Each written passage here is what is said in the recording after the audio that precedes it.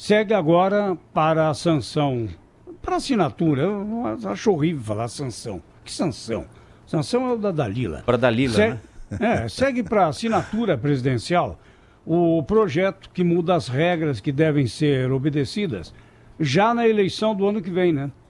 Então tem que ser aprovado até o dia 3 de outubro. Mesmo contrariando a opinião pública, o Congresso, ou aí no caso a Câmara, né, para onde voltou o projeto, aprovou uma nova regra que acaba com um percentual fixo de 30% das emendas de bancada para custear campanhas.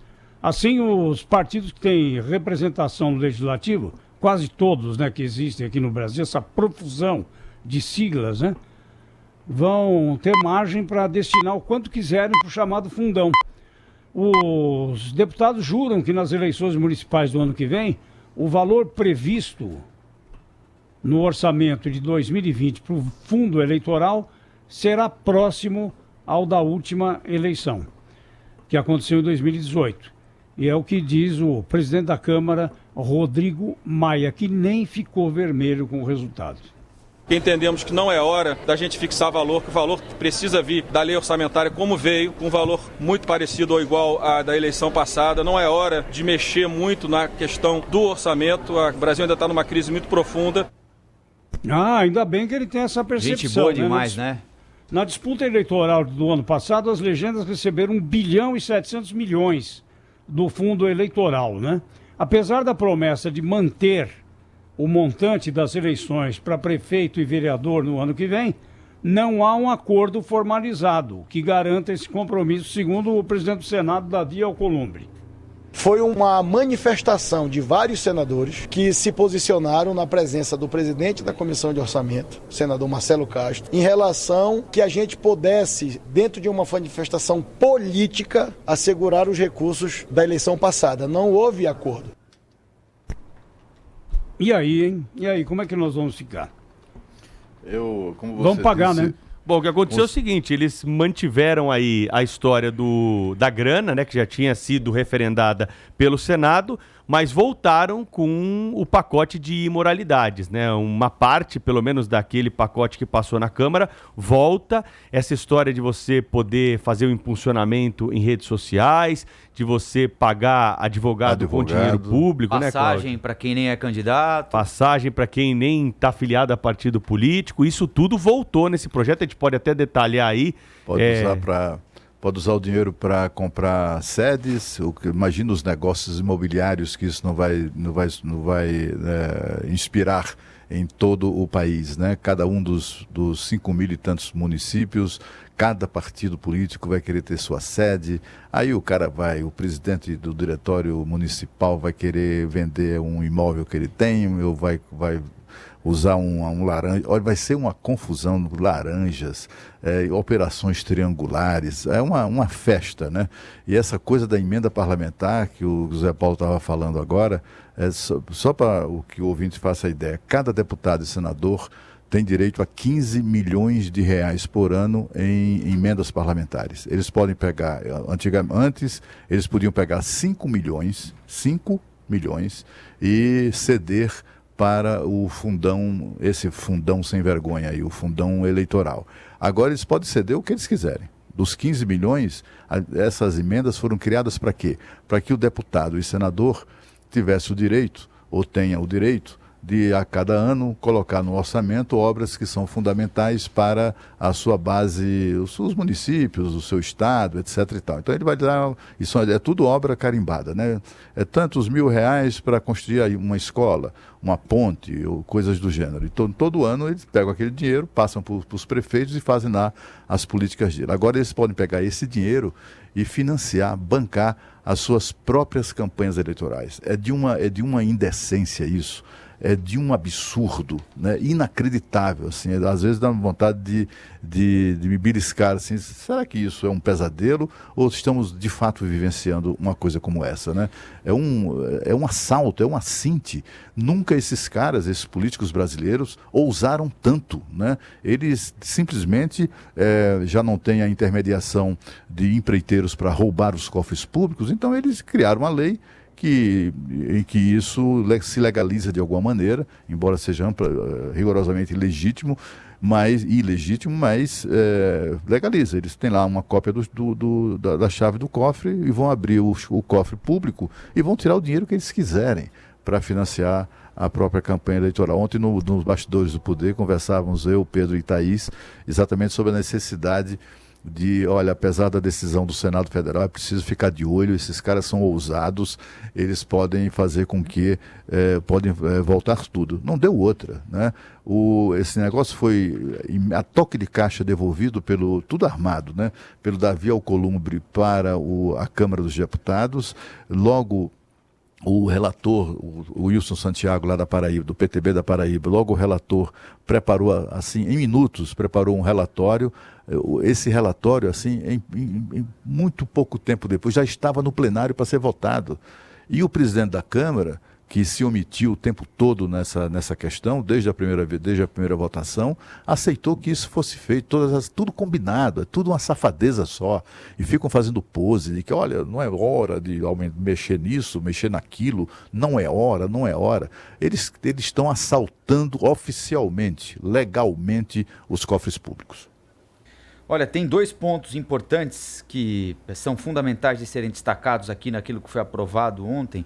Um deles é a anistia a multas por desaprovação de contas de campanha. O outro é o que permite, como nós já dissemos, o pagamento de advogados, sem que esse aspecto entre no limite de gastos de campanha e possa ser quitado por doações de pessoas físicas sem limite de valor.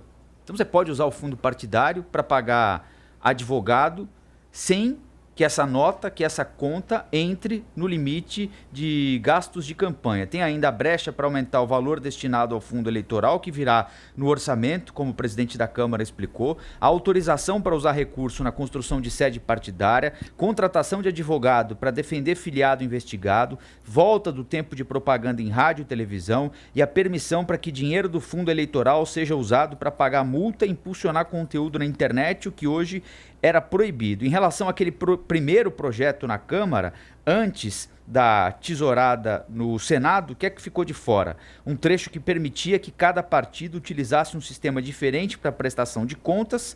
Assim, todas as siglas ficarão obrigadas a usar um sistema unificado da Justiça Eleitoral, do Tribunal Superior Eleitoral, o que ajuda a evitar fraude, né? O cara não pode chegar lá com papel de pão para prestar conta.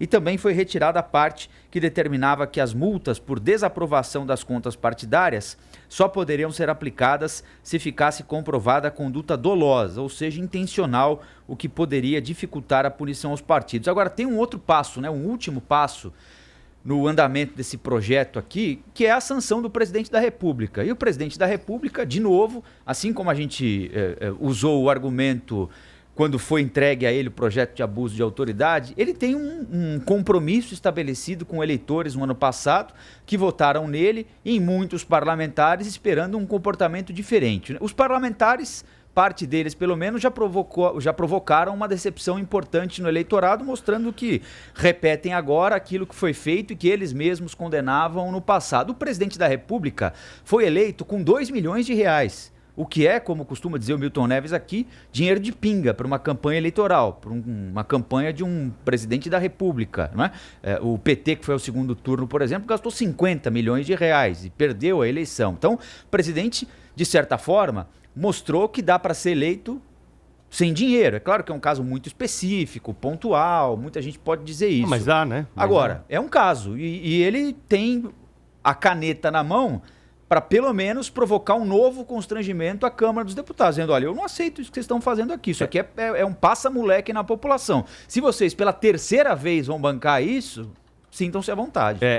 Pela terceira vez, como você disse, a gente tem debatido exaustivamente esse assunto aqui na Rádio Bandeirantes. Essa história de advogado, mudar um trechinho lá, né, para pagar advogado, desde que tem... Mas se o sujeito for, por exemplo, acusado por Caixa 2, ele vai poder usar dinheiro público para se defender de uma acusação de ter usado Caixa 2 na própria campanha. Né? É um contrassenso absurdo. E essa história de impulsionamento na internet me incomoda muito, viu, Cláudio Humberto? Demais.